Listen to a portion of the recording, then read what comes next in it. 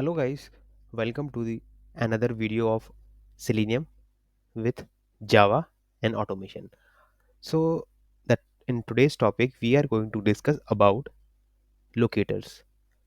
So in previous chapters when I was fetching the XPath or using the XPath, so I told you at that time that we will be discussing this XPath, how to fetch the good XPath of a web element.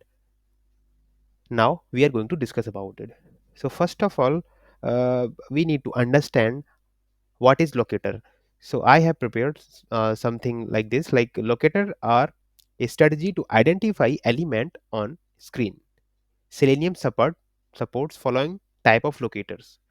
So why we use locator? Because whenever we are going to identify or trying to do any action on any element. So when I say element, it mean to say text box, button, or label, or any action we want to perform on that. For a text box I will be entering some value, for button I will be clicking on it, and for a label, like this is a label, suppose this is a web page.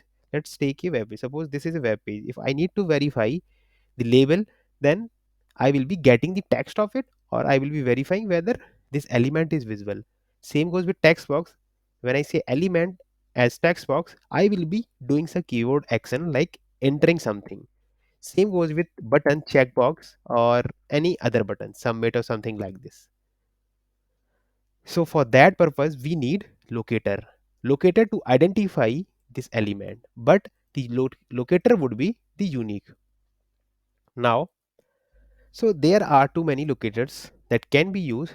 So these are the locators: ID, name, XPath, CSS, HTML tag, link text, partial link text, and class name. So when I say ID, so these are the attributes. ID, name, this is the attribute. XPath is a way to identify the element. So we'll talk about later in this chapter. CSS again similar to XPath and some difference between CSS and XPath. HTML tag, it means to say a tag in the HTML of a page. Link test, you have seen some links on the page. Forget password, something like this, or click here to navigate, something like that. There would be some link. So text of those link are link text, partial link text. If you need to get the partial text of that link, subtext of this link, class name. So this is the attribute class name. So we'll talk about attribute and all those things in next few slides. So the difference between XPath and CSS is like XPath is very conventional and CSS is newer. And XPath is easy to use, easy to create, and there are more possibilities or more functions available in XPath. And CSS is clean, short, and other thing is related to CSS. CSS said to be faster than XPath, and because XPath has some limitation and CSS also has some limitation. So right now we will be discussing about XPath as well as, I mean, some part of CSS, like how we can write the XPath. Similarly, how we can write the element in CSS. So if I talk about the format of XPath, like how we can write the XPath. So first of all, tag, attribute name, and value. Then how to identify that? So let's take an example. We will right click on it, inspect. This page will open, or dom will open. We'll click over here and click anywhere and press Ctrl F. So when you press Ctrl F, you'll find this section is there. So when this section is visible, it is saying find by string selector XPath. Selector means CSS selector, string, any string on the page, XPath if you want to create. So the benefit of this control, I mean this section, is like if you created any XPath, you can directly search it from here. Now we need to identify the element. So what we can do, for XPath we have the syntax tag name. So this is the tag name. If I want to get the any element tags, then I will right click on inspect. So this is the element, or if I am on this text box, I'll right click, I have reached to this. So this is the element. Input is the tag. Everything that start from this bracket is the tag. Div here tag, div, label, and some other tags. You can see something like this. So here we will talking about this name or this attribute, this,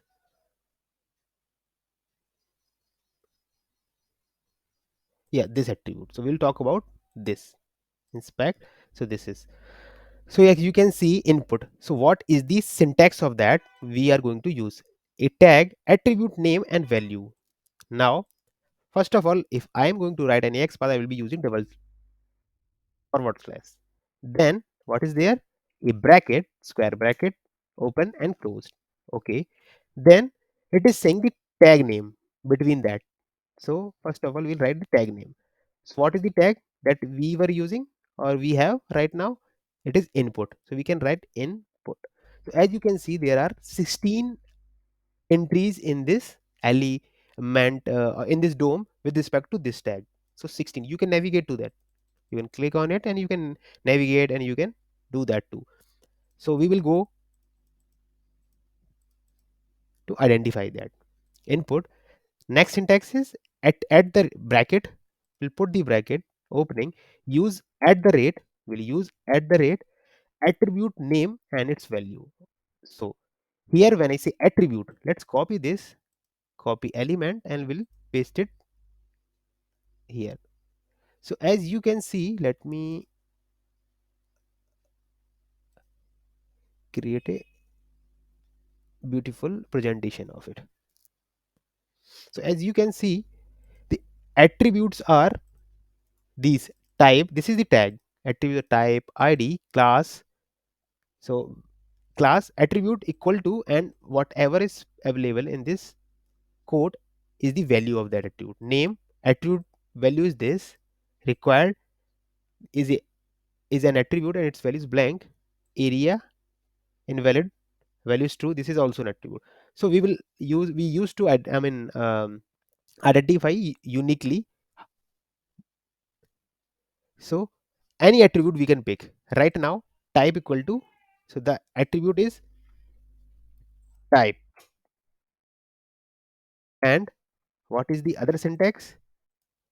Attribute name equal to value, type. So value is text, so we can type the text and close this bracket. So you can see there are two number, you can see number 2 is there. It means the two elements are there with the same XPath, but we need to identify two. As you can click up down arrow, you can see these two things will be highlighted. First one, second, first one, second. But I want this only. So what I can do, I will go with the another attribute. So next attribute is id. Next is id. So we can remove that and start writing input.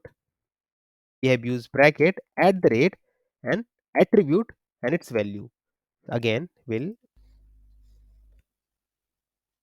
go with the another attribute at the rate id and equal to the value of this id. So this is the value. We can keep it single quotes and v and bracket. Now we have only one.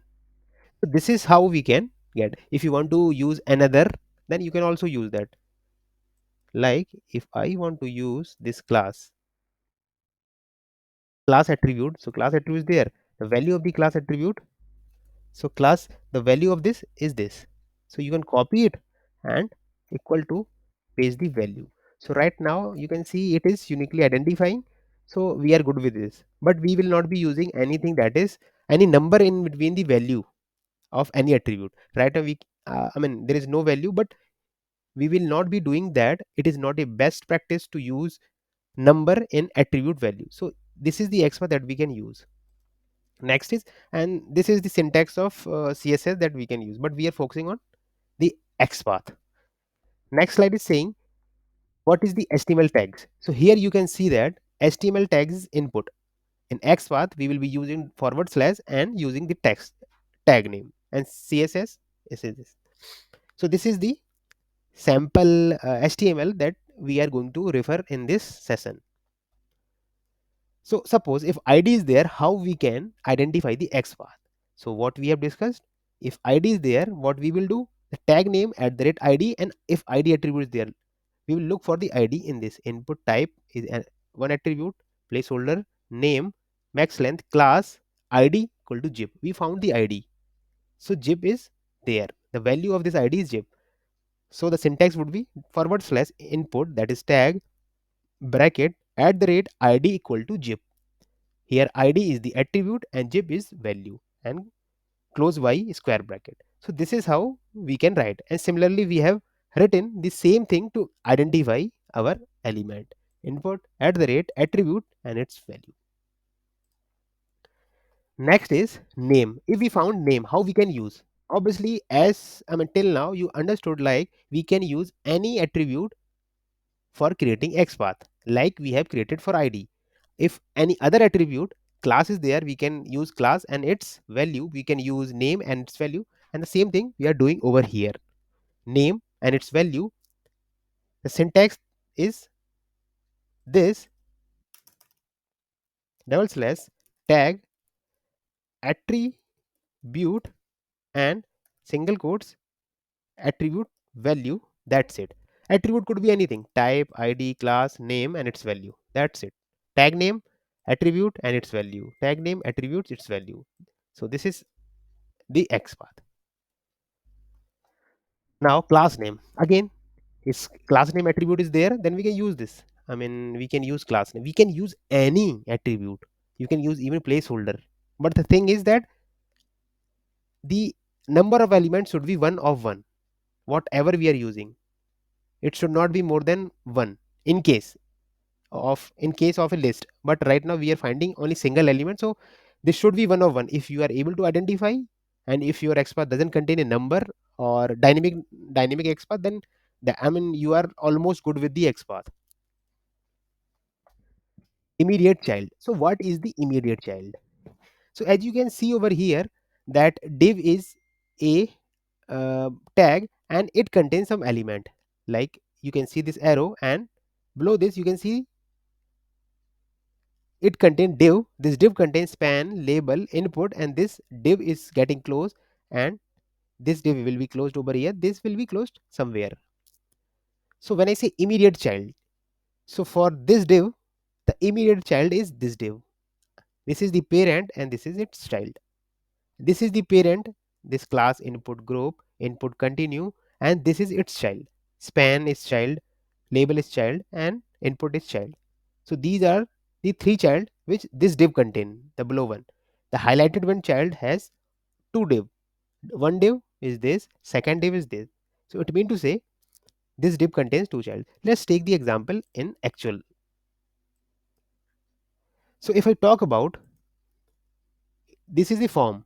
This form contains child, two child. If you, I mean this is parent, this contain two child, one, two, because you can see two arrow over here. So if I talk about immediate child of this form is this container, and if I talk about this contains, again you can see how many childs it contains, and number of childs are there, this div. So this is how we can identify child. And if I talk about how this div related to this, because they are brother or sister, this form is parent and these are his or her child. So how this is related? They are the siblings. The previous sibling or following sibling. Previous sibling one, first one, and second one following. Following by this. So if I need to identify immediate child, then how we can do that? We'll go to this div and use this. Let's understand that. If I am on this form, what I will do? How to write XPath? Double slash form ID attribute and its value. Double slash form bracket at the rate ID and its value. So right now I'm just showing you, that's why I'm using some number in the ID, otherwise we will ignore it.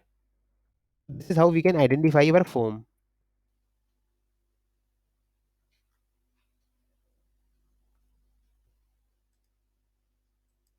This is how we can add. If I need to move to this div, then what I can use? Forward slash div.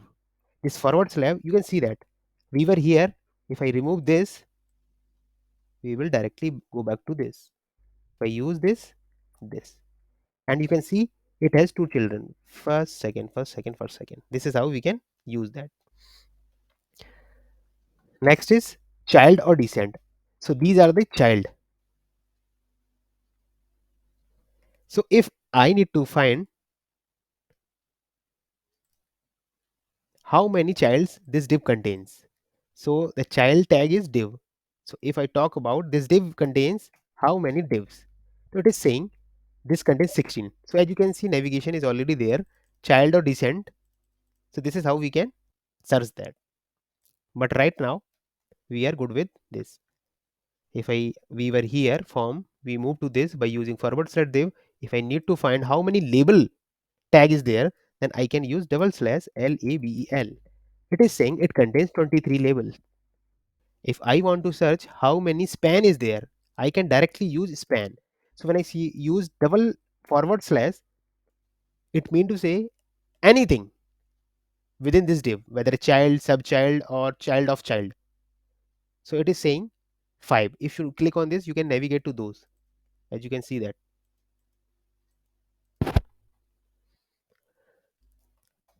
Following siblings. So these are the siblings. Span, label, and input are the siblings.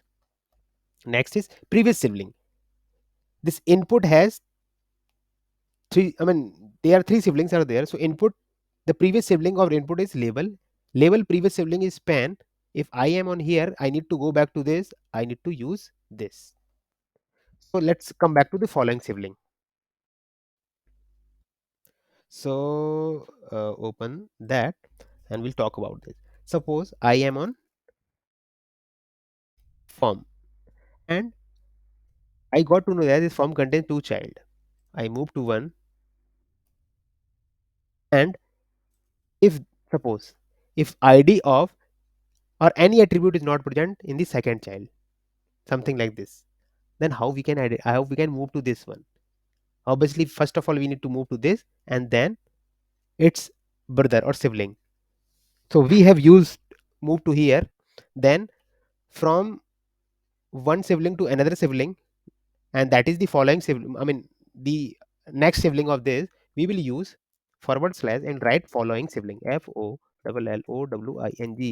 sibling, and we'll use the tag of, I mean this is the syntax they will be using if we want to switch from here or any parallel child like this. If I am a span, if I need to move to this, then what I will be using following sibling and this 2 times colon and the tag name of it. So here the tag name is div, so we can write div.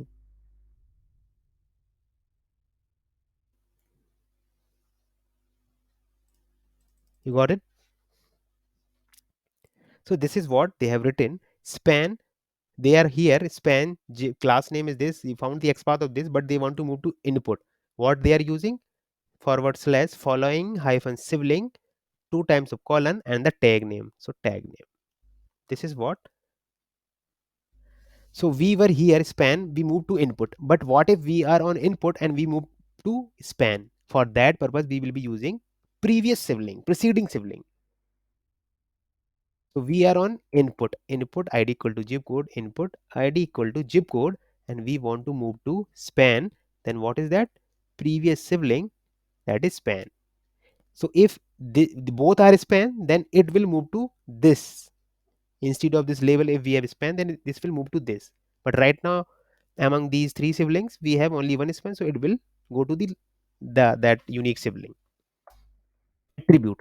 So as far as we know that what are the attributes, so these are the type, placeholder, name, max length, class, these are id, these are the attributes. Input at the attribute, you can also something use.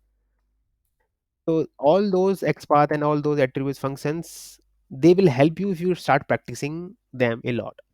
So this is very beautifully I have created, like this is how you can write XPath, how you can understand XPath. So next is attribute start with. So you have seen that a attribute value start with something like that. So here I have taken the example like placeholder attribute, and it's contain enter your zip code. So here you can find that enter 1 2 3 4 words are there, but it could be like 10 words. like in this, I mean, three words, but they are very lengthy. So if you want to use your attribute value start with something like enter your, and you can use enter your zip, or enter your something like that you can use. Ends with, same goes with, if something is getting end with zip code, you can write that zip code. Attribute value match, obviously this is the same that we have used attribute and its value. Multiple attribute, how we can use multiple attributes if any element has. So here you can see type, place, there are multiple attributes. How we can use that? First attribute input id equal to zip bracket and same tag, another attribute placeholder, and this. So there are some chances where first attribute, by using first attribute you will get multiple values, but by using two attributes you will be uniquely identifying that element. Text contains, text content, you can also identify the text content of this. How we can use that? A button here, they are using a button, text is get code. Let's move back to our this. So here you can see that there is a submit button, button submit. So if I want to write the X path of that, then I can use button tag attribute type value submit, and I use that button at the rate attribute type and its value is submit bracket close. Yes, we got this. But if I want to use the text of this, then how we can use? We will be removing this.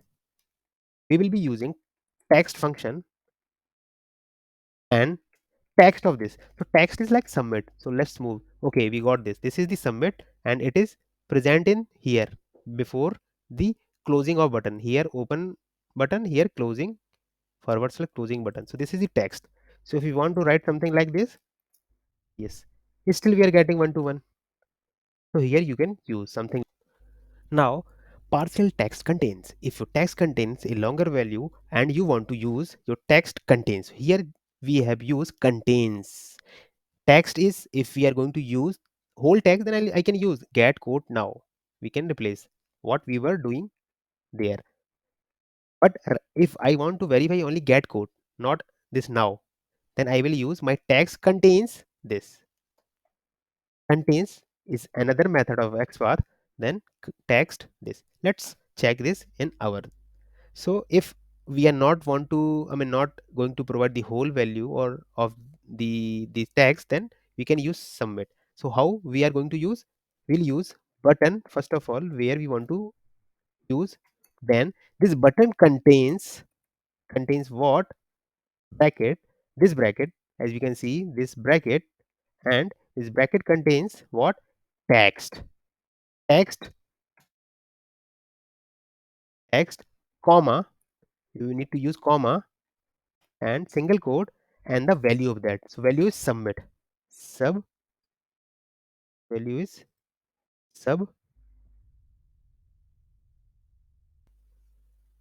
If I am writing only partial value, this even you can see that this is also working.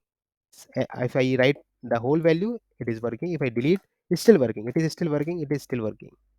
This is how we can use a text contains as o something like this. Any subtext that it want. Next is descendant partial text. Obviously, same goes with here. A text contains anything. Now you can also replace the text with dot. When I say dot, it means to say anything, whether it's a text, whether it's a link, anything. Even in this case, it will also work. Button contains submit. So what we used here, we have replaced the text with dot. That's it. Previously, we were using, let's compare both the thing that we have used. This is the, right now we are using, previously we were using text. Text comma submit or text comma sub. We replace the text with dot and this.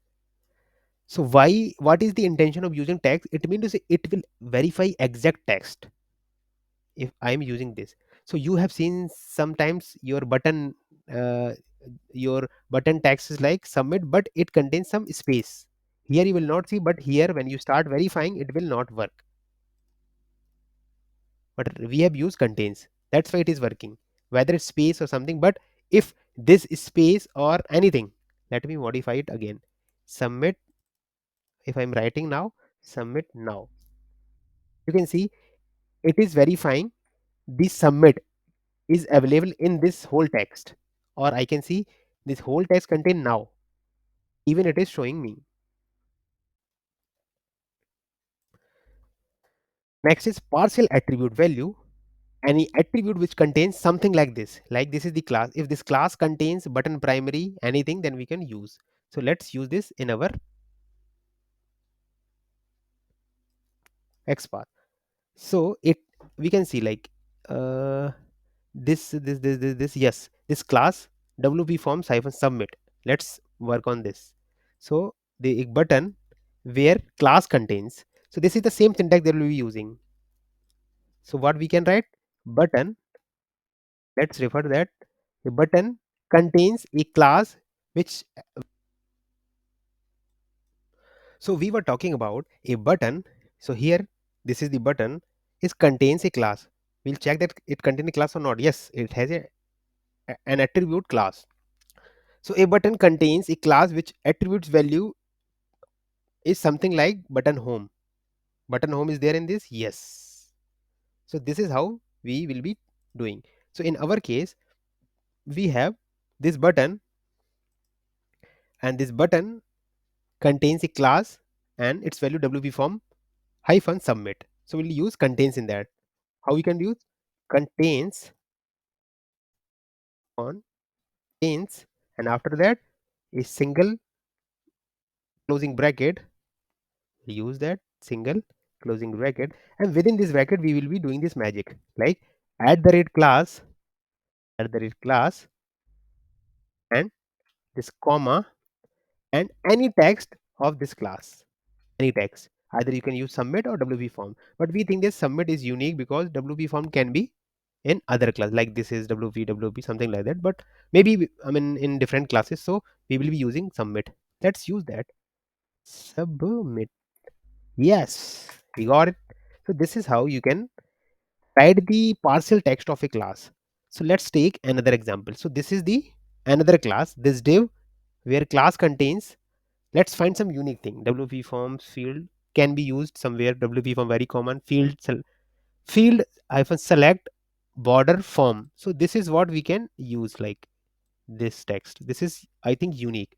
So let's use that, whether we are able to identify a unique element or not. So what we can write, div, here button will be replaced with div, class is there, so we can use that div, and class is there, and that text. So we got three. That's why we need to use something else.